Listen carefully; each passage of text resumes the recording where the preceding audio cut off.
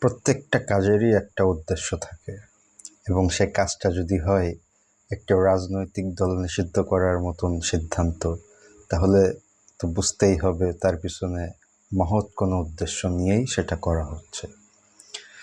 বলছিলাম, ধর্মভিত্তিক রাজনৈতিক দল জামাতে ইসলামের নিষিদ্ধের সরকারের যে সিদ্ধান্ত, সে সিদ্ধান্তের বিষয়ে কথা। কেন সরকার আসলে এটা নিষিদ্ধ করতে চাইছে বা কি ফলাফল সরকার আসলে ঘরে তুলতে চায় একটি রাজনৈতিক দল নিষিদ্ধ করে? তার আগে জানতে হবে জামাতের বর্তমান পরিবেশ পরিস্থিতি আসলে কি। সেটা যদি আমরা একটু আলোকপাত করতে যাই, তাহলে আমরা দেখব জামাত নামক দলটা ইতিমধ্যে হাইকোর্টের রায়ে তার নিবন্ধন হারিয়েছে। সরকারের নির্বাহী বিভাগের রাষ্ট্রযন্ত্রের ক্রমাগত নির্যাতন এবং নিষ্পেষণের ফলে ইতিমধ্যেই দলটি প্রকাশ্যে তার কর্মসূচি পালনের ক্ষমতা হারিয়েছে। বলা হচ্ছে, বর্তমান কোটা আন্দোলনে ছাত্র জনতার যে রুদ্রমূর্তি, সে রুদ্রমূর্তি আসলে দেখিয়েছে ছাত্র জনতার নামে বা তাদের সঙ্গে মিশে গিয়ে জামাত ইসলাম। বিষয়টা কতটা সত্য কতটা মিথ্যা সেটা ডিফারেন্ট একটা বিষয়, সেটা নিয়ে আজকে আলোচনা করতে চাই না। আজকে মূলত আলোচনার ফোকাসটা রাখতে চাই আসলে যে জামাতকে বা একটা রাজনৈতিক দলকে নিষিদ্ধ করে সরকার আসলে কি ফলাফল ঘরে তুলতে চায়, কি এমন মহৎ উদ্দেশ্য আছে যা সরকারকে অনুপ্রাণিত করলো ঠিক এই মুহূর্তেই আগুনে ঘি ঢালার মতো একটা সিদ্ধান্ত নিতে। সেটা যদি আমরা বুঝতে চাই, তাহলে আমাদেরকে প্রথমে একটু দেখতে হবে দেশের প্রেক্ষাপটটা কি। আরও যদি একটু স্পষ্ট করে বলি, তাহলে বলতে হবে বর্তমান শাসক দলের প্রেক্ষাপটটা কি।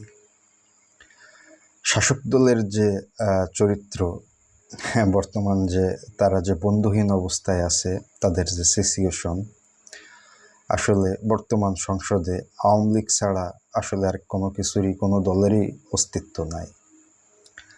বলা হয়ে থাকে 24-এর যে নির্বাচনটা হলো, সেটা হলো আমি এবং ডামির একটি নির্বাচন। এখানে বিরোধী দল বা অন্য দল বা কোনো কিছুরই কোনো অস্তিত্ব নাই। ইভেন শাসক দলের যে 14 দলের যে অন্যান্য শরিকরা, তাদেরও আসলে ওইভাবে কোনো অস্তিত্ব নাই।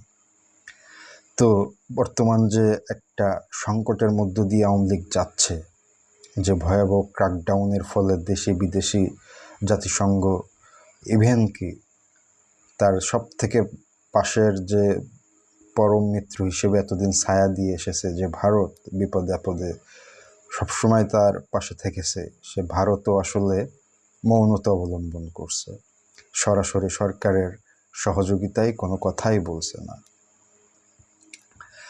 এমতো পরিবেশে সরকারের আসলে দেশের অভ্যন্তরে বন্ধুর প্রয়োজন। সেই বন্ধুত্বের প্রয়োজনেই আসলে তার যে অ্যালায়েন্সটা আছে 14 দল, তাদের সবাইকে ডেকে যে সিদ্ধান্তটা হলো, সেটা হলো সবাইকে সন্তুষ্ট করার মতোই একটা সিদ্ধান্ত। আমরা ইতিমধ্যেই জানি যে তাদের যে অ্যালায়েন্স, বিভিন্ন বামপন্থা দল সেখানে আছে। তাদের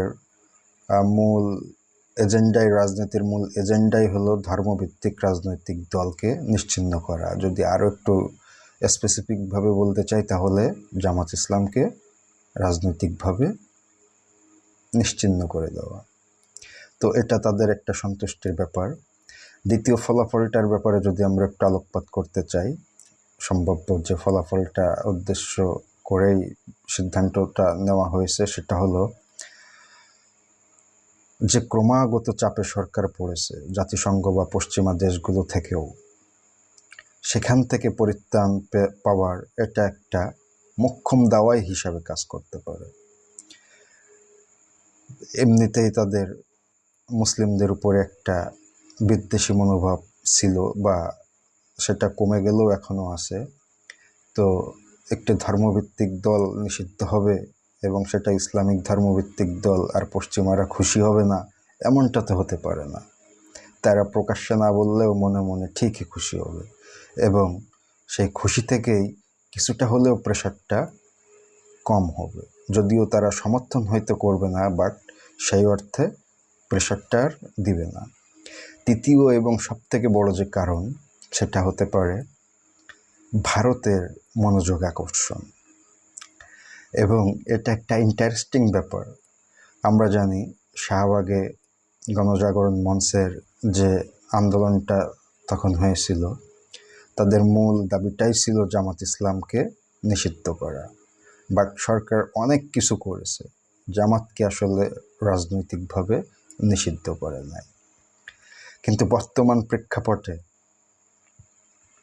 আসলে সরকার সেটা করছে। এবং কেন করছে, আসলে এতদিন কেন করে নাই সরকার আসলে এই সুযোগ, এই সময়ের অপেক্ষাটাই ছিল। সরকার খুব ভালো করেই জানে গণজাগরণ মঞ্চ তথা এটা সরাসরি আসলে ভারতের একটা প্রেসক্রিপশনের ফলাফল, এবং ভারতই আসলে চাই বাংলাদেশকে জামাত ইসলাম মুক্ত রাখতে, রাজনৈতিকভাবে জামাত ইসলামকে বাংলাদেশ থেকে নিশ্চিহ্ন করে দিতে।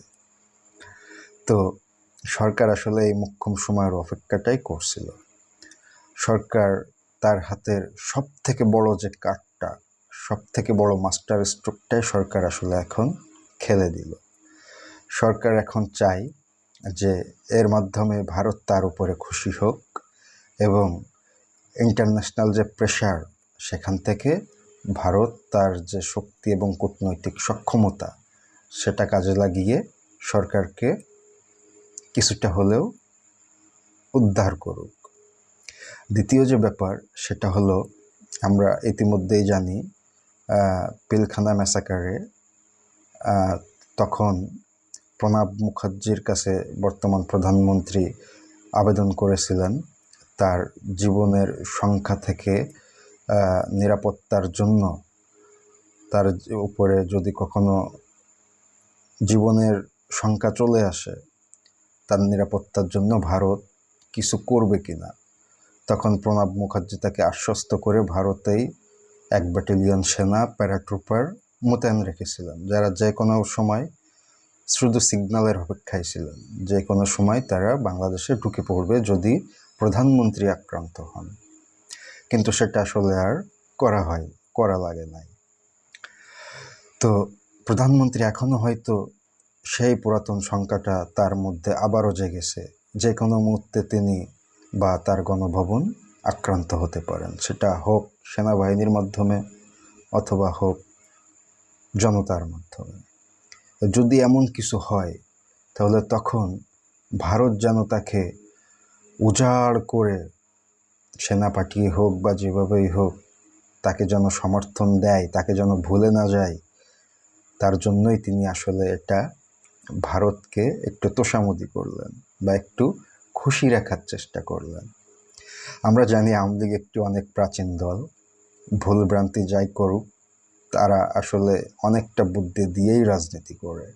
তাদের রাজনীতি আমাদের পছন্দ হোক বা না হোক, তারা আসলেই খুব বিচক্ষণতার সহিত রাজনীতি করে, এটা সর্বমহলে স্বীকৃত। তো তারই একটা অন্যতম প্রমাণ আমরা আজকে পেলাম। আমরা সবাই জানি নির্বাহী বিভাগ কর্তৃক একটি রাজনৈতিক দল নিষিদ্ধ হলে আসলে সেই রাজনৈতিক দলটার তেমন কিছুই আসে যায় না, কারণ রাজনৈতিক দল নিষিদ্ধ করে আসলে তেমন কোনো ফল ঘরে তোলা যায় না। সে রাজনৈতিক দল নামে বেনামে বা যেভাবেই হোক সে তার কার্যক্রম চালাবেই। তো নির্বাহী বিভাগ অর্থাৎ তিনি সরাসরি দায়িত্বটা নিজের কাঁধে তুলে নিলেন, এবং নিয়ে এত বড় একটা সিদ্ধান্ত আগুনে ঘি কেন তিনি ঢাললেন, তার মোক্ষম কারণটাই হতে পারে যে 3টি কারণ উল্লেখ করলাম। তার মধ্যে সবথেকে বড় কারণটা হতে পারে ভারত যেন তাকে ভুলে না যায়, তার প্রয়োজনে ভারত যেন উজাড় করে তাকে সমর্থন করে। ভালো থাকবেন সবাই। আমার কথা শুনবার জন্য আপনাদের সকলকে ধন্যবাদ।